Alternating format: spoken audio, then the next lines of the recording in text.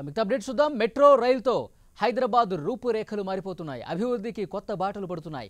నగరవాసుల సరికొత్త జీవన విధానాలకు వేదికగా నిలుస్తున్న మెట్రో సగటు సిటిజన్ ప్రయాణ వేగాన్ని పెంచింది. రియల్ ఎస్టేట్ బూమ్కు భారీ ఇన్వెస్ట్మెంట్లకు దోహదపడుతోంది.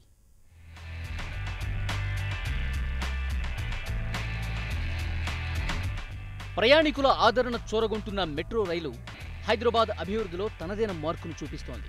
ప్రస్తుతం 2 కారిడార్లలోని 46 కిలోమీటర్లలో సేవలందిస్తున్న మెట్రో ట్రాఫిక్ రద్దీతో నరకయాతన పడుతున్న నగరవాసులకు ఉపశమనం కలిగించింది. ప్రయాణ సమయాన్ని భారీగా తగ్గించేసింది.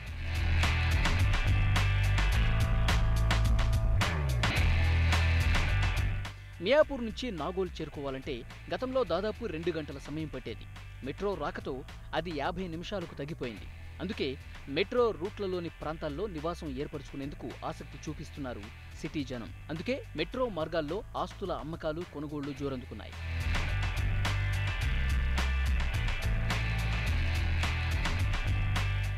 ఎల్బీనగర్ నుంచి మియాపూర్, నాగోల్ నుంచి అమీర్పేటకు ప్రస్తుతం మెట్రో రైలు ప్రయాణికులకు సేవలందిస్తోంది. త్వరలోనే అమీర్పేట నుంచి హైటెక్ సిటీ వరకు కూడా మెట్రో పరుగులు పెట్టబోతోంది. దీంతో ఈ 3 రూట్లలో భవనాలు, స్థలాలకు డిమాండ్ పెరిగింది. మెట్రోకు సమీపంలో నివాసం ఉండాలని ప్రజలు కోరుకుంటుంటే కార్యాలయాల ఏర్పాటుకు పలు సంస్థలు ముందుకొస్తున్నాయి. దీంతో ఆయా కారిడార్ల వెంట కొనుగోలుదారుడికే కాదు, పెట్టుబడి పెట్టేవారికి, బిల్డర్లకు మంచి అవకాశం కల్పిస్తోంది మెట్రో.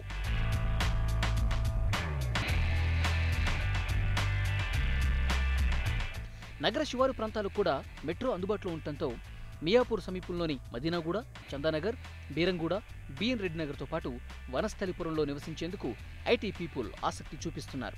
ఆ ప్రాంతాల్లోని ఇళ్ల ధరలు తమ బడ్జెట్లోనే ఉండటంతో సామాన్య మధ్యతరగతి వాసుల్లోనూ సొంతిల్లు కొనుక్కోవాలన్న ఆశలు చిగురిస్తున్నాయి. దీంతో రిజిస్ట్రేషన్ల శాఖకు కూడా భారీగా ఆదాయం సమకూరుతోంది.